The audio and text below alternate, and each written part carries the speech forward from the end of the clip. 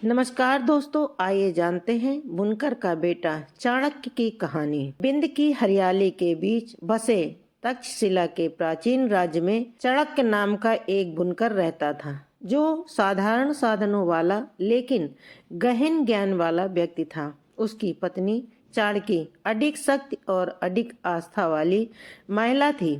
उनका बेटा चाणक्य असाधारण बुद्धि का बच्चा था। उसका मन जिज्ञासा और ज्ञान की अतप प्यास से भरा हुआ था। हालांकि चाणक्य एक सामान्य छात्र नहीं थे। उन्हें अपने आसपास की दुनिया की पेचीदगियों से अधिक रुचि थी। हवा की फुसफुसाहट, बादलों का नृत्य, बड़े और छोटे जीवों के व्यवहार में सूक्ष्म बदलाव। उन्होंने बाजार में सौदा करते व्यापारियों, अपने खेतों की देखभाल करने वाले किसानों, अपने माल को सावधानी पूर्वक तैयार करने वाले कारीगरों को देखा। उन्होंने सत्ता के सूक्ष्म कृतियां देने वाले और लेने के नाजुक संतुलन, सामाजिक और राजनीतिक रिश्तों के जटिल जाल को देखा। हालांकि स्थानीय गुरुकुल में उनके शिक्षक रटने और कठोर नियमों के पालन में अधिक चिंतित थे। उन्हें उनके सीखने के अपरंपरागत तरीके उलझन भरे लगे और अक्सर उनके व्यवहारिक अवलोकनों को तिरस्कार के साथ देखा। निराश होकर चाणक्य ने भटकते हुए तपस्वियों और विद्वानों की संगत में सांत्वना की तलाश की। उनके ज्ञान को स्पंज की तरह अवशोषित किया। उन्होंने प्राचीन ग्रंथों का गहन अध्ययन किया, विभिन्न विचारधाराओं के दर्शन की खोज की, वेदों की गहन अंतर्दृष्टि से लेकर अर्थशास्त्र के व्यवहारिक ज्ञान तक। एक भाग्यशाली दिन एक भव्य जुलूस गांव से गुजरा, जो राजा नंदा, एक क्रूर और अत्याचारी शासक के आगमन की घोषणा कर रहा था। अपनी सुरक्षा के लिए डरे हुए ग्रामीण अपने घरों में दुबके हुए थे। उनके चेहरे पर डर साफ झलक रहा था, लेकिन चाणक्य नहीं। उन्होंने जुलूस को दृढ़ निगाहों से देखा। उनका युवा मन इस तमाशे को आत्मसात कर रहा था।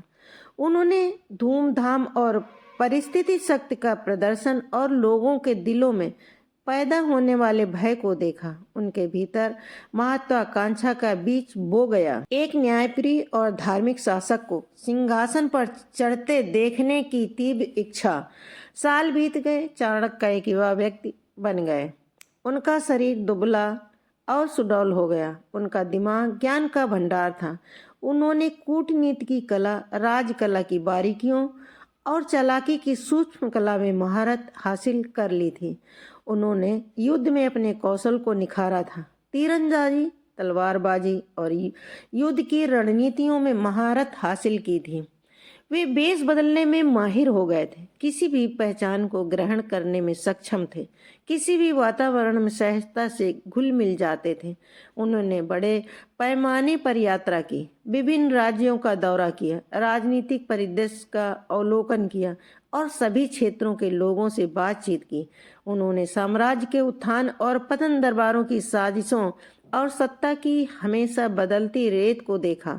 उन्होंने धैर्य का महत्व, दृढ़ता का मूल और सही समय पर हमला करने की कला सीखी। पाटलिपुत्र के हलचल भरे शहर में चाणक्य की मुलाकात चंद्रगुप्त मौर्य नामक युवा राजकुमार से हुई, जो साधारण मूल का व्यक्ति था, लेकिन उसके पास साहस और बुद्धिमत्ता का एक दुर्लभ मिश्रण था। उन्होंने चंद्रगुप्त में एक महान नेता बनने की क्षमता देखी, एक ऐसा शासक जो भारत के विखंडित राज्यों को एकजुट कर सकता था और शांति और समृद्धि के युग की शुरुआत कर सकता था।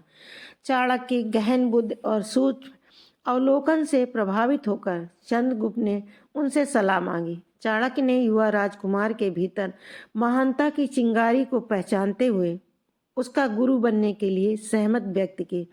उसे महानता के मार्ग पर मार्गदर्शन किया। उन्होंने चंद्रगुप्त को कर्तव्य, धार्मिकता और लोगों के कल्याण का महत्व सिखाया। उन्होंने उसे नेतृत्व की कला, युद्ध की रणनीति और एक मजबूत और एकजुट राष्ट्र के निर्माण का महत्व सिखाया। चाणक्य के संरक्षण में चंद्रगुप्त एक दुर्जय योद्धा और कुशल रणनीतिकार के रूप में विकसित हुए। उन्होंने लोगों को एकजुट किया, अलग अलग गुटों को एकजुट किया और दमनकारी नंद वंश के खिलाफ अथक युद्ध छेड़ा। वर्षों के संघर्ष के बाद चंद्रगुप्त विजयी हुए। उन्होंने नंदों के अत्याचारी शासन को उखाड़ फेंका और प्राचीन भारत के सबसे शक्तिशाली साम्राज्य में से एक मौर्य साम्राज्य की स्थापना की। इस शानदार जीत के वास्तुकार चाणक्य सम्राट चंद्रगुप्त मौर्य के मुख्य सलाहकार बन गए। उन्होंने प्रधानमंत्री के रूप में कार्य किया। उनकी बुद्धि ने साम्राज्य की नीतियों का मार्गदर्शन किया और इसके भाग को आकार दिया। उन्होंने लोगों के लिए न्याय और समृद्धि सुनिश्चित करते हुए एक मजबूत और कुशल प्रशासनिक प्रणाली स्थापित की। उन्होंने व्यापार और वाणिज्य को बढ़ावा दिया, साम्राज्य की सुरक्षा को मजबूत किया और कला और विज्ञान को बढ़ावा दिया। उन्होंने प्रसिद्ध ग्रंथ अर्थशास्त्र की रचना की, जो राज्यकला, अर्थशास्त्र और सैन्य रणनीति पर एक व्यापक कार्य है। यह महान कृति भारतीय राजनीतिक विचार की आधारशिला बन गई, जिसने शासकों और राजनेताओं की पीढ़ियों को प्रभावित किया। यह चाणक्य की मानव प्रकृति, सत्ता की गतिशीलता और शासन की कला की गहन समझ का एक कालातीत प्रमाण है। ऐसी ही प्रेरणादायक कहानी सुनने के लिए हमारे चैनल को लाइक कीजिए, सब्सक्राइब कीजिए, शेयर कीजिए, सपोर्ट कीजिए। मिलते हैं अगले वीडियो में। धन्यवाद।